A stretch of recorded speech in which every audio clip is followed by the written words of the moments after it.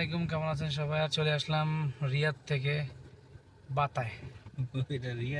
রিয়াদের মধ্যে একটা জায়গা গুলিস্তান বলা হয়, যেটা বাংলাদেশের মতো গুলিস্তান। এখানে বাঙালিদের আনাগোনা এবং প্রচুর পরিমাণে বাঙালি রয়েছে এখানে। তো বাতায় চলে আসলাম, বাতা দেখাবো আপনাদেরকে। বাতা দেখতে কেমন, যারা যারা দেখেন নাই, দেখতে চান বাতা কেমন, তারা সাথেই থাকুন। বাতাকে এক্সপ্লোর করতে পারবো না পুরোপুরি, কিন্তু আপনাদেরকে দেখানোর চেষ্টা করব।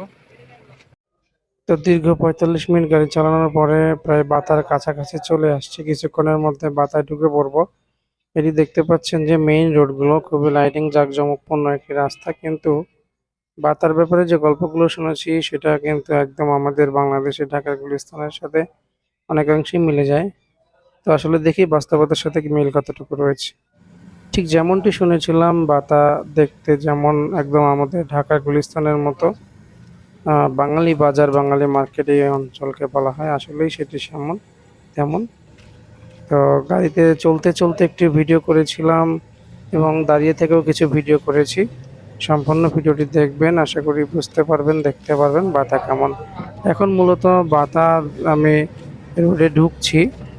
বাতা রোডে, বাতার যে মেইন বাজার, সেখানে আমরা চলে যাচ্ছি, ঢুকছি গাড়ি নিয়ে। আসলে আহ, বাতা ঢোকার সম্মুখ মানে যে রাস্তা, সেই রাস্তা থেকেই বোঝা যাচ্ছে আসলে এটি একটি বাঙালি পল্লী। এখানে আসলে যে কারো মনে হবে এক টুকরো বাংলাদেশে আছে। বহুত চেষ্টা করছি যে হয় না। দিন না হন পানিটা দেন, এমন কার ছেড়ে দেন। আমি মনে করছি ঈদের দিন একটু ফ্রি পাওয়া যাবো।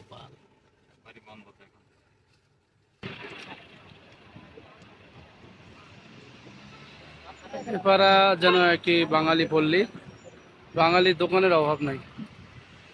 সৌদি আরবের রিয়াদে বাতায় বাঙালিদের বসবাস অনেক।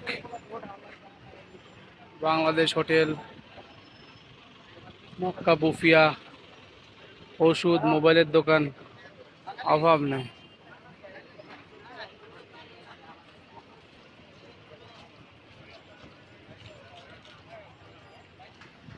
বাতায় আসলে যে কারো মনে হবে যেন আপনি বাংলাদেশে আছেন, এক টুকরো বাংলাদেশ। অসংখ্য বাঙালির বসবাস এখানে।